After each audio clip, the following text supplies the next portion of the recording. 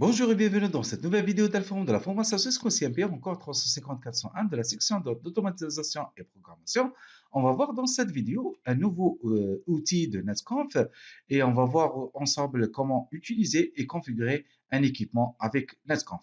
Comme on a déjà dit que pour faire la configuration, disons, on doit faire par le command line, d'accord, ou CLA, et on peut avoir aussi l'outil de SNMP, mais pour les SNMP, on l'utilise beaucoup plus pour la surveillance ou le monitoring.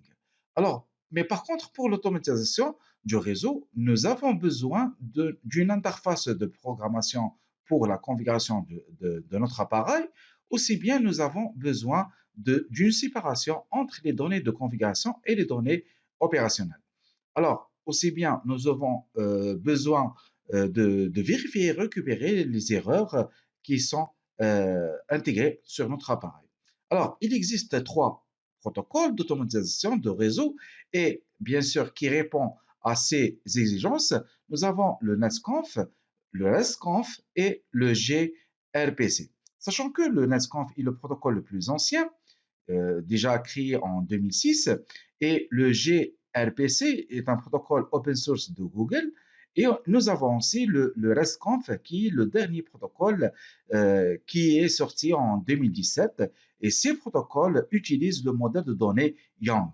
Dans cette vidéo, on va apprendre le fonctionnement de ces protocoles et vous allez bien sûr apprendre à utiliser pour configurer et surveiller un routeur Cisco, par exemple.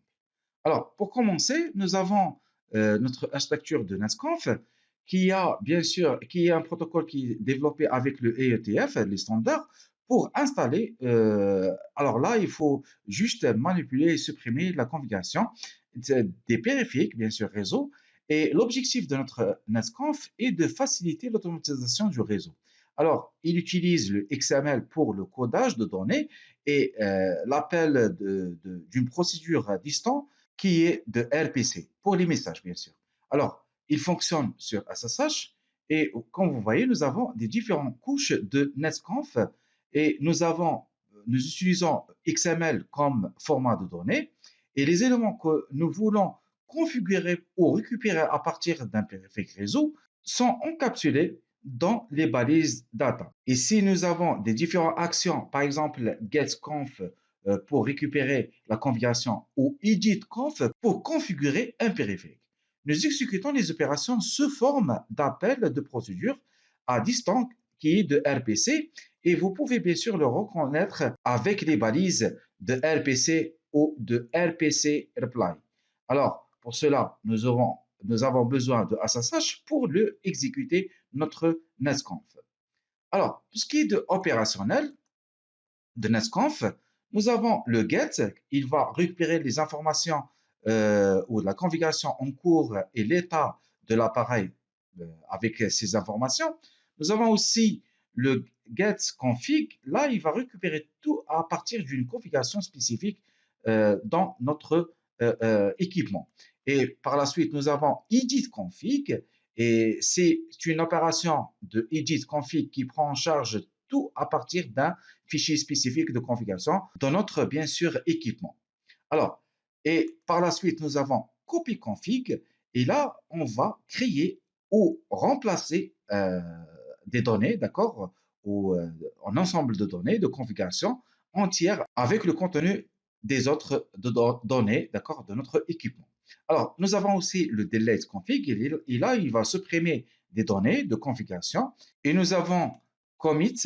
Là, c'est une opération qui demande au périphérique d'implémenter le données de configuration contenu dans notre configuration candidate, d'accord, de notre équipement. Et nous avons l'opération lock qui permet au client de vérifier l'ensemble du système de stockage de données et de configuration d'un appareil.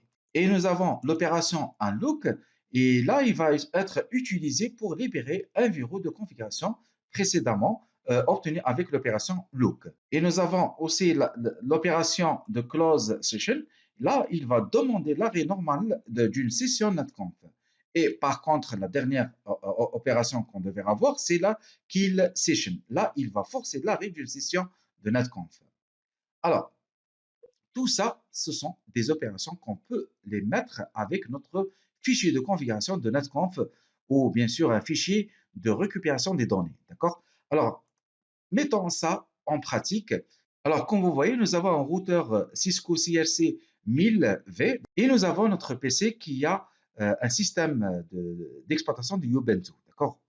Alors là, on va utiliser une machine virtuelle avec VMware et par contre, notre CRC, c'est un routeur, d'accord, qui est aussi une machine virtuelle. Alors, sans tarder, on va ouvrir notre lab et nous allons faire les opérations nécessaires pour faire une configuration de NetConf ou de récupérer des informations. Alors, après l'ouverture de notre VM, les deux VM du Ubuntu et de même pour le CRC 1000V, d'accord, on va y accéder à ces équipements par notre outil MobileStream. Alors, on va utiliser notre routeur CRC de 1000 et on va ouvrir aussi une session SSH avec notre Ubuntu. Alors, avant de commencer notre configuration avec notre Ubuntu, nous allons tout d'abord activer notre action, notre outil, notre protocole de NetConf. D'accord? Alors, pour ce faire, on devrait passer à notre configuration globale, conf t, et par la suite, on va décrire NetConf, d'accord? NetConf, et on va mettre du Yang. D'accord? Par la suite, on a, d'accord, normalement, j'ai déjà créé do show run. Alors, pour le user, alors, j'ai pas de user, normalement, si, juste un instant. Oui, normalement, c'est bon. J'ai un user de Cisco, d'accord? Et avec un privilège 15, et là, c'est important, d'accord? Là, c'est juste, je vais l'utiliser pour mon configuration de NetConf. Et nous avons le mot de passe Cisco 123 et le point d'exclamation. Alors, pour débuter, on va faire un test avec notre PC, d'accord? Notre serveur ou notre PC qui a ou la machine virtuelle du Ubuntu. Nous avons la commande SSH, d'accord? On va essayer de connecter, d'accord? Alors, l'user, c'est Cisco, et on va mettre notre adresse IP qui est 292.68.232.140 et le port, c'est 830, c'est notre port de NetConf. Et bien sûr, on va mettre NetConf, c'est notre commande. NetConf, très bien. Alors là, il me dit que vous n'avez pas la certificat pour votre SSH. Alors, pour ce faire, bon, je vais faire sudo -i. Alors, le mot de passe, c'est cost 1, 2, 3, 4, plus. Très bien. Par la suite, je devrais créer le répertoire SSH. Oui, il existe déjà. Très bien, tant mieux. Alors, nano pour faire une édition. Et je veux faire pratiquement nano. Voilà. Et SSH / conf. Voilà. Très bien. Alors là, normalement, j'ai mon SSH. Il est déjà configuré. Très bien. Alors là, je pense que ça marche. Très bien. Exit. Alors, juste, je vais voir avec mon routeur, conf showrun, est-ce que mon SSH est créé ou pas? Très bien, il est créé et il a, disons, notre configuration de VTY avec SSH. Très bien.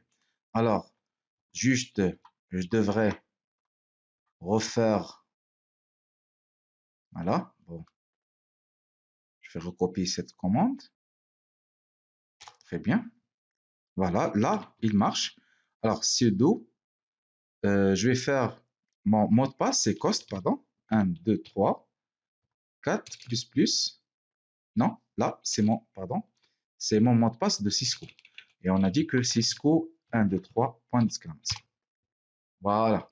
Alors là, comme vous voyez, j'ai tous les, disons, les modules que je peux créer avec le NESCONF, d'accord?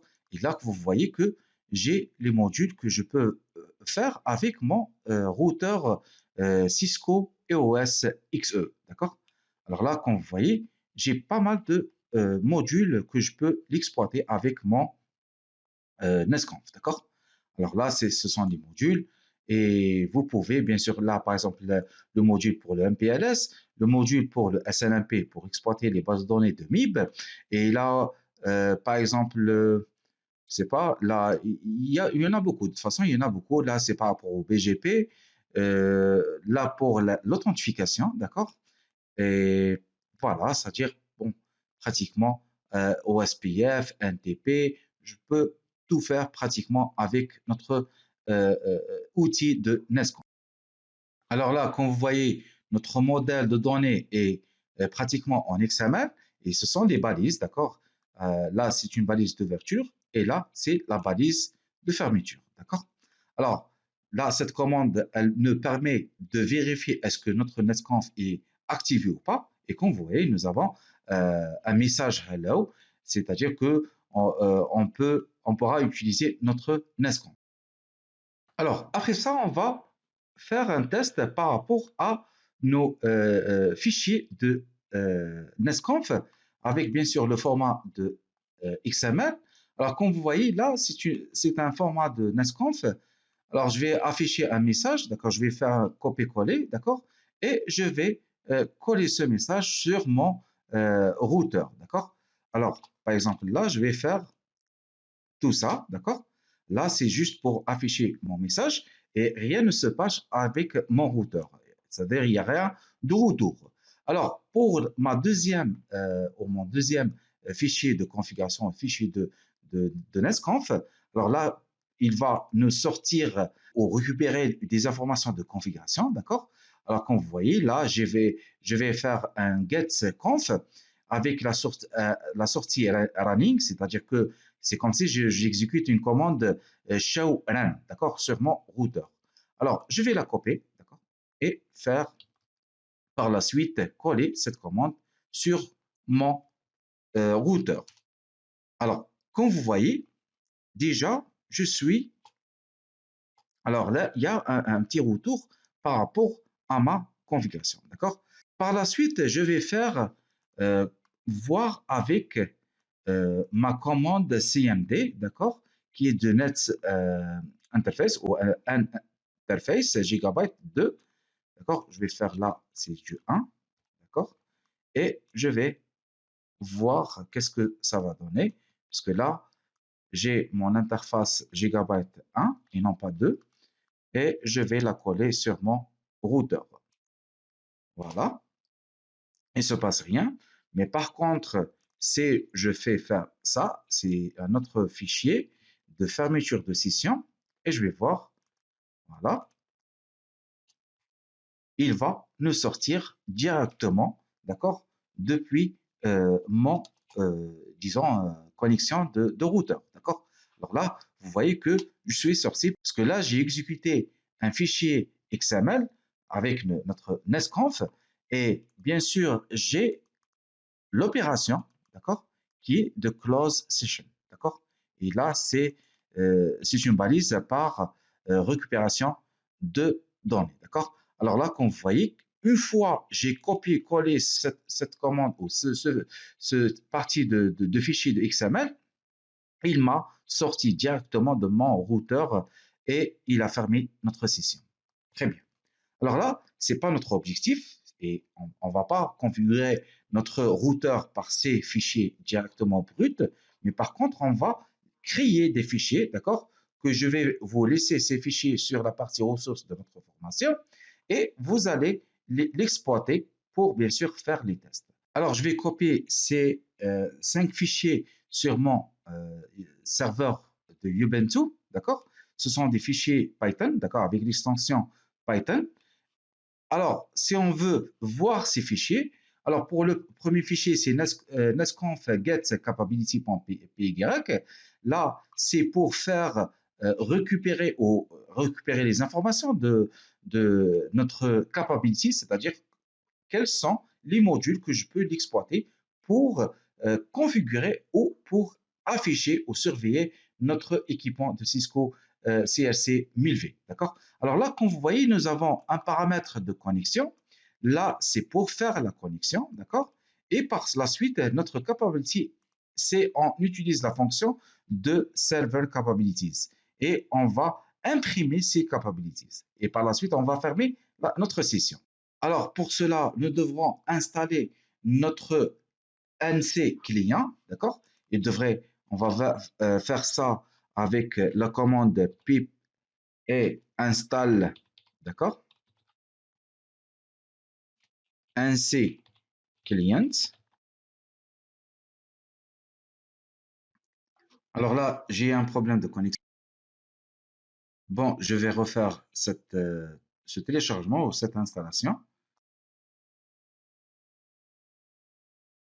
Très bien. Après ça, on va utiliser notre fichier, on va exécuter notre script Python de nestconf get capability.py. D'accord? Alors, on va faire la commande, c'est Python. D'accord? On va utiliser la commande Python et Python 3. D'accord? Et on va utiliser nestconf. Alors, juste, je dois vérifier cela. Alors là, je ne suis pas dans le bon répertoire. Très bien. Alors, netconf, pardon, Python 3, netconf, get capabilities. D'accord? .py. Et voilà, nous avons, comme on a déjà vu auparavant, avec l'accès direct avec notre routeur, tous ces capabilities, c'est-à-dire que on peut les demander, on peut les utiliser dans notre script pour faire une configuration ou de récupérer une information. D'accord? Alors, jetons un coup d'œil pour le deuxième script. On va afficher, d'accord, c'est le nestconf get running configuration.py. Et là, on va utiliser les mêmes paramètres de connexion, d'accord. Alors là, c'est l'adresse IP, notre port et notre username et notre mot de passe, d'accord. Et là aussi, on fait appel à ces variables par ces paramètres host, port, username, password, hotkey et log4k, d'accord. Et nous avons par la suite nous avons le nestconf replay est égal à .getConf, d'accord? GetConf et on va faire du running, d'accord? Et on va par la suite, on va imprimer ce qu'on va récupérer, d'accord? Très bien. Alors, on va exécuter ce fichier, d'accord? Ce script. Alors, toujours, c'est la même commande, mais là, on va faire du running, d'accord? Running configuration.py. Voilà. Alors là, mais par contre, là, c'est pas du showrun qu'on exécute avec une line de commande, mais par contre, là, c'est c'est-à-dire avec les balises de nestconf. Et on a dit que nestconf, il affiche comme un XML, comme un fichier XML. Et comme vous voyez, nous avons des balises. Là, c'est l'ouverture de balises data. Et il y aura une fermeture en bas, bien sûr. Et vous avez, bien sûr, par exemple, là, c'est la balise version qui est de 16.9 pour mon routeur.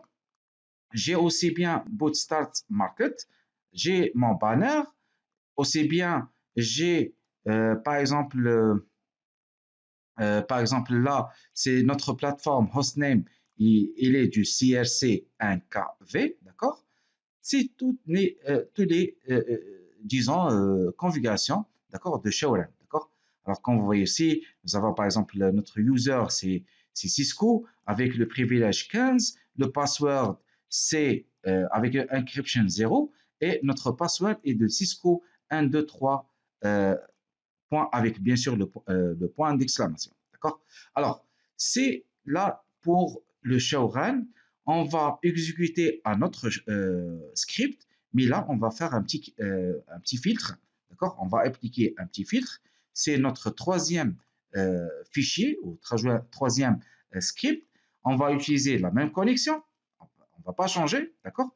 mais là, on va faire un petit filtre par rapport aux interfaces. D'accord? On va faire un showrun que par les interfaces. Alors, pour cela, on va exécuter, d'accord? C'est le même, mais là, on va, c'est filtre, d'accord? Mais par contre, le fichier, il est nommé de nestconf get running configuration filter.py. Et on va exécuter cette commande ou ce script. Et là, il va nous afficher que les interfaces. D'accord? Et comme on a dit, nous avons l'interface Giga Ethernet 1. D'accord? Avec bien sûr ces adresses IP et bien sûr il n'y a rien par rapport aux descriptions, c'est VirtualBox. Voilà, c'est-à-dire elle est enable. D'accord? Et voilà, c'est notre retour de notre script de filtre de Shawlan. D'accord? Alors, notre quatrième fichier, c'est de créer. D'accord? Là, on a fait trois types de fichiers ou trois types de scripts de Let's Conf pour affichage de la configuration. D'accord? Là, mais par contre, on va rajouter une interface qui est de l'OBAC 1 avec l'adresse IP, d'accord, avec l'adresse IP de 1 et le subnet mask ou le masque de ce réseau qui sera avec 255, 255, 255. D'accord? Alors là, c'est notre balise ou notre, disons, balise, voilà, c'est pour la configuration. D'accord?